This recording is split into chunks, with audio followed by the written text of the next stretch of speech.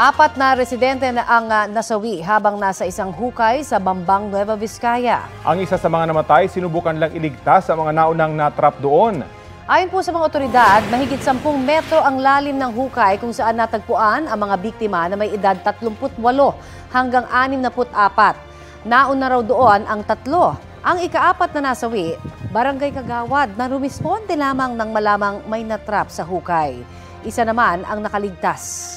Kwento niya, pababa na sana siya sa hukay para sagipin ang ibang biktima nang may malanghap siyang kakaibang amoy. Nahilo siya kaya nagbigay ng hudyat na iahon siya mula sa hukay bago siya nawala ng malay. Bumalik ang kanyang malay matapos ang ilang minuto. Sa kwento ng mga kapitbahay sa pulisya, naghahanap noon ang 3 ng mapagkukunan ng tubig. Ayon sa pulisya, nasawi ang 4 dahil sa posibleng methane gas poisoning at kawalan ng oxygen sa hukay. Sabi po ng mga eksperto, posibleng magdala ng peligro sa kalusugan ng mataas na concentration ng methane, lalo na sa mga enclosed space dahil posibleng magdulot ng asphyxiation o kawalan ng oxygen.